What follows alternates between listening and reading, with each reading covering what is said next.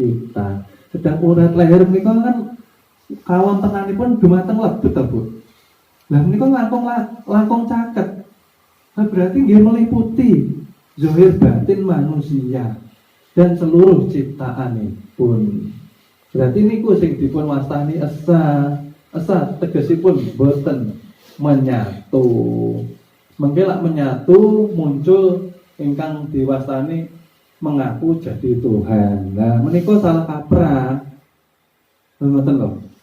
Makanya di sini di perguruan dijelaskan secara detail supaya murid tidak salah paham. Alhamdulillah, alhamdulillah, alhamdulillahirabbil alamin. Terima kasih Bapak, Ibu, adik-adik yang telah meluangkan waktunya datang di majelis malam ini. Semoga keberkahan, keridhaan Allah turun kepada kita semua. Sebelum kita mulai pelajaran seperti biasa, jangan lupa bahwa saya tidak pernah mengaku menjadi guru, ya. Karena guru yang sesungguhnya ialah yang maha suci, yang mempunyai ilmu itu sendiri, yang mempunyai nama kebesaran Allah Subhanahu wa Ta'ala. Jadi kita di sini duduk bersama, belajar bersama, ya. Saya pun juga belajar, jadi tidak ada jarak, ya. Kita sama semua belajar, ya. Jadi saya harap dalam belajar santai, jangan tegang, ya. Di sini kami ingin mengulang kembali bahwa murid harus memahami pelajaran perguruannya itu sendiri, ya. Jadi menitik beratkan ke pelajaran tauhid. Tauhid masuk ke dalam pengenalan kepada Allah melalui pengenalan sifat-sifat yang ada di dalam diri manusia, ya. Jadi seperti biasa harus paham, murid harus bisa menjaga satu rahasia ilmu perguruannya, ya. Murid harus paham bahwa di perguruan merupakan tempat untuk menimba ilmu, ya. Jangan diniatkan untuk yang lainnya. Ilmu pemahaman untuk kita menggapai ridhonya ilahi, agar kita dimakrifatkan, ya. Harus paham, ya. Jadi makrifat ini hak sepenuhnya daripada yang maha suci. Manusia hanya bisa, ya, mendekati saja, ya. Jadi mendekati ke yang maha suci harus terlebih dahulu belajar mengenal diri sendiri, ya. Karena di dalam diri manusia disitulah tersimpan rahasianya yang maha suci, ya. Jadi diterangkan bahwa di perguruan manusia menanggung rahasianya zat yang maha suci, ya. Jadi ini adalah perjalanan zohirnya, ya. Perjalanan zohir harus dipahami, ya. Jadi tidak tersalah paham, ya. Sudah sering diulang di pelajaran bahwa di perguruan mengajarkan 3 nama suci, ya. 3 nama suci merupakan perjalanan kehidupan manusia. Jadi ketika membaca jangan membaca seperti mantra, ya.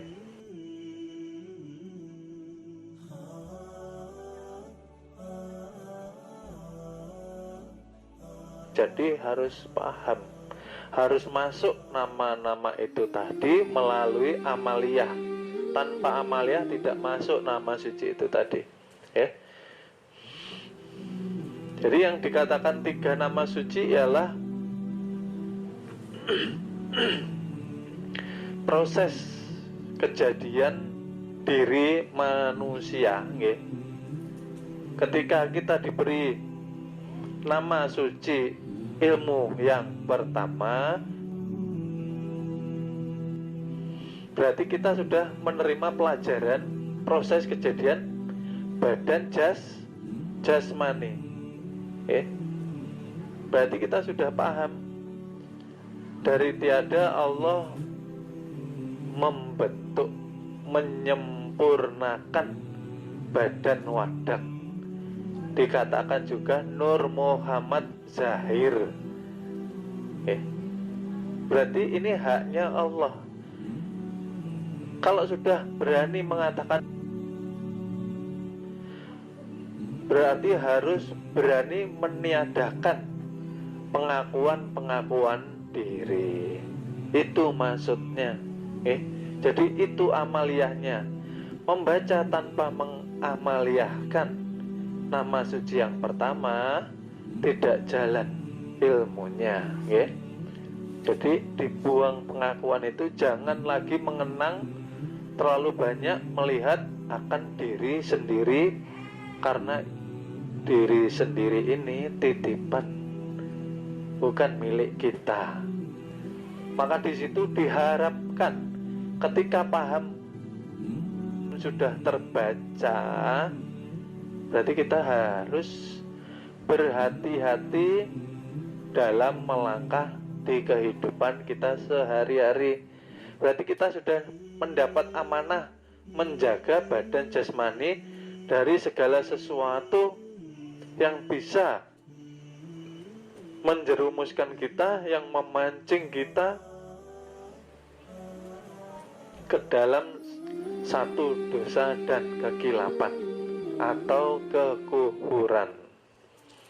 Makanya harus dijaga. Badan bukan milik kita sepenuhnya, milik Allah Ta'ala. Barang siapa yang mengaku mempunyai diri, hati-hati. Itu nanti itu yang dicunting itu, yang ditandai, dicunting bahasa Banjar, yang ditandai. Mana yang diakui, yang mana? Itu nanti yang dibakar di api neraka. Kenapa dibakar? Disucikan dari keakuan. Jadi jangan heran, neraka itu penyucian, bukan penyiksaan sebetulnya. Karena kita banyak dosa, banyak kilap, banyak kupur, makanya dibersihkan dengan api. Makanya di sini hati-hatilah menjaga badan jasmani, Badan jasmani jangan sampai berubah seperti nafsu 4, karena di hadapan para kekasih Allah Ta'ala ini sudah terlihat di zahir kita, di zahir kita. Makanya ketika badan jasmani sudah diamanahkan kepada kita, jagalah nur cahayanya jangan sampai redup, jangan semena-mena, jangan menahan badan jasmani dari ibadahnya, karena ini awal daripada perjalanan kita. Kalau kita badan jasmani tidak bisa menjaga, bagaimana kita melanjutkan perjalanan ke nama suci yang kedua dan yang ketiga. Di sini poinnya. Makanya hati-hati, yang tidak halal jangan dimasukkan, yang tidak baik jangan diterjang, yang membuat badan kita kotor jangan dilakukan. Dan hiduplah di dunia ini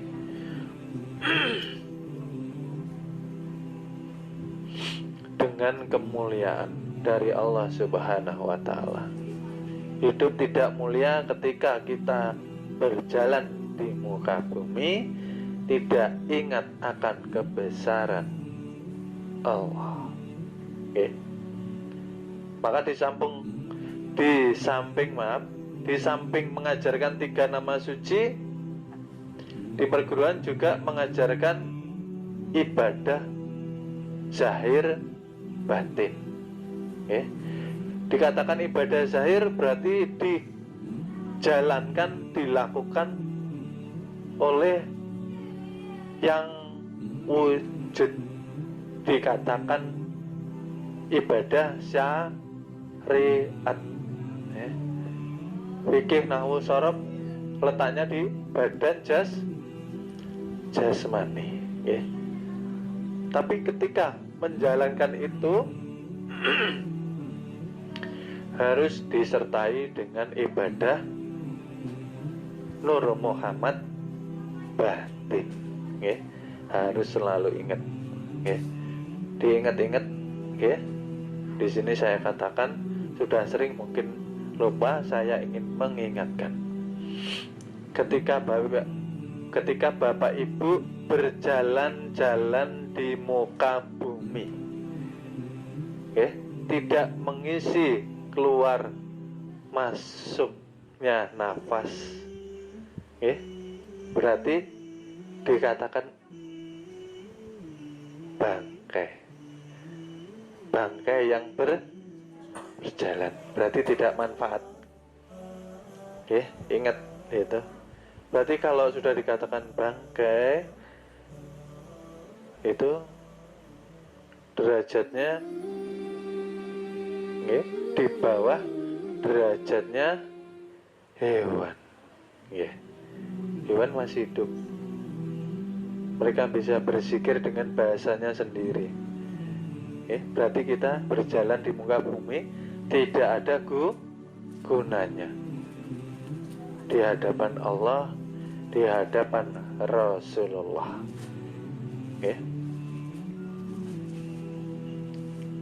Makanya pentingnya belajar, belajar ilmu agama secara sempurna. Dari awal sudah dikatakan, jadilah seorang yang Islam keseluruhan, Islam syahadatnya, Islam sholatnya, Islam puasanya, Islam berzakatnya, Islam hajinya. Kenapa? Karena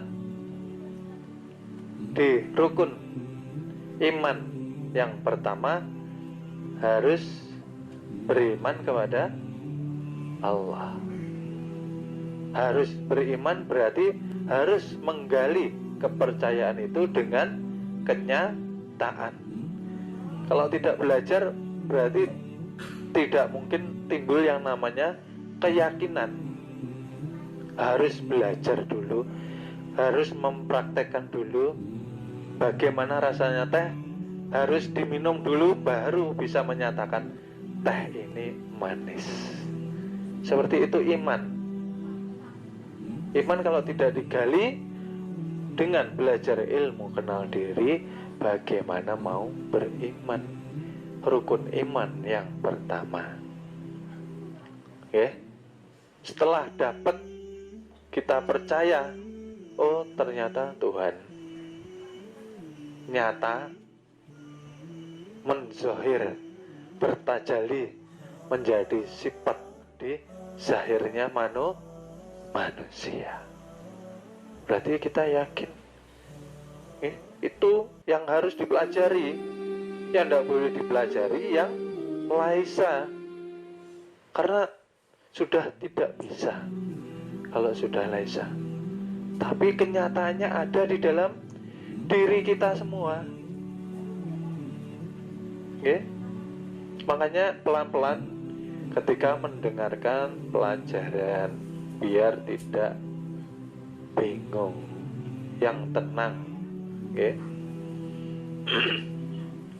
Seperti saya gambarkan dengan contoh yang paling mudah. Ketika Bapak Ibu memakai baju, sudah tidak terlihat lagi kapasnya, sudah tidak terlihat lagi benangnya, yang terlihat bajunya. Ya seperti itu kejadian diri kita. Jadi Allah itu jangan dicari. Nyatanya kapas itu sudah menjadi baju. Nyatanya benang tadi sudah dijahit menjadi baju juga. Maksudnya apa toh?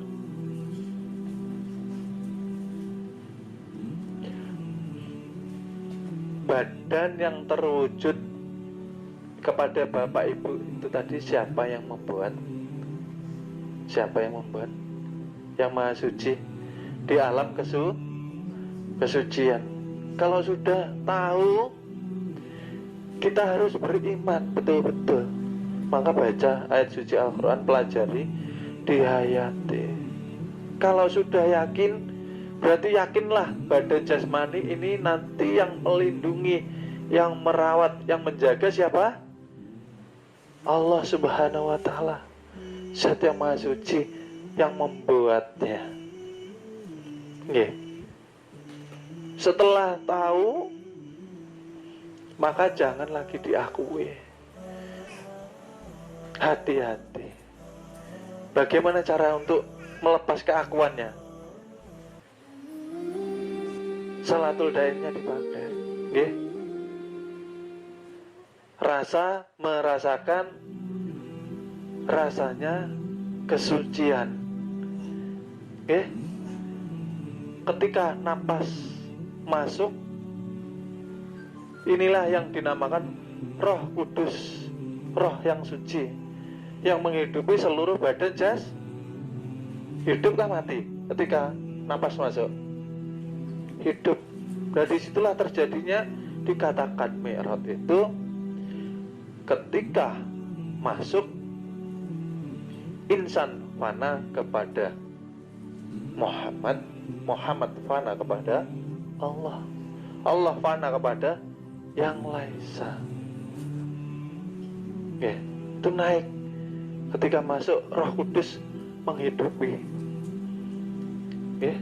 Jadi Roh Kudus tempatnya di mana? Ketika napas masuk. Ketika sudah naik, ya inilah Allah menyatakan, aku inilah ya yang Maha Suci. Maka dikatakan Roh Kudus. Aku inilah yang Maha Suci. Makanya sholatul daim itu harus ngerti ilmunya. Kalau cuma tahu zikirnya, ini semua tahu. Ilmunya inilah yang perlu dikaji. Kalau sudah tahu insan fana ke Muhammad, Muhammad fana ke Allah, Allah fana ke yang laisa, berarti dia Mi'raj. Syaratnya apa? Berarti kita harus membersihkan wadah atau badan jasmani kita juga.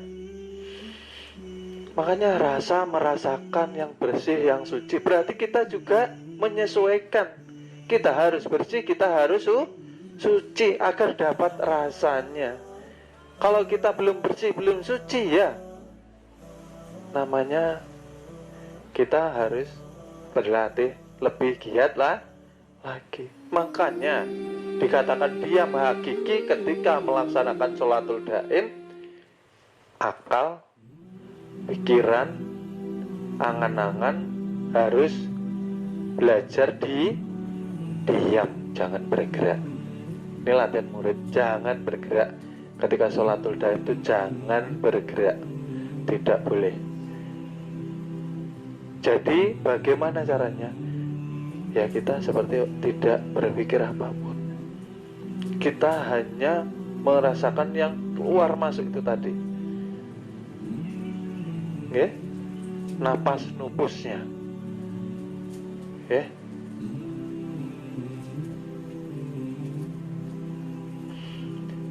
Jadi ketika masuk, yang maha hidup, yang maha suci inilah menyatakan, aku inilah yang menghidupimu. Kenapa engkau ragu? Kenapa engkau masih menyaksikanku? Kenapa engkau masih tidak beriman kepadaku? Makanya perlu kebersihan hati. Makanya torikoh hati ditata. Kalau nggak menata hati tidak akan sampai. Lalu setelah Allah menyatakan dialah yang maha hidup, yang mendirikan manusia berdiri seperti huruf alif. Beratkah ringan? Kalau sudah berdiri gini beratkah ringan? Ringan, nggih. Tapi kalau seperti ini bisa berdiri sendiri enggak? Ke kuburan perlu orang yang menggontong. Nggih. Itu dikatakan la haula, kenapa kita tidak mau belajar berserah diri? Nggih. Selama Allah masih keluar masuk menyatakan kebesarannya, syukuri terus sampai bisa berdiri. Ini kebesarannya, nggih. Qiyamuhu binafsihinya bisa kita saksikan, direnungi. Sampai berjalan bukan karena kehendak sampean sendiri, karena ada Roh Kudus, hidup yang suci, yang menghidupi kita. Maka jangan sembrono, hati-hati. Kalau sudah belajar jadi murid, utamakan Allah, utamakan Rasulullah. Dua itu aja sudah. Kita mau menuju kepada Allah, kita harus mencintai Rasulullah. Rahasianya di mana? Ya ini tadi, dari insan menuju ke junjungan Nabi besar.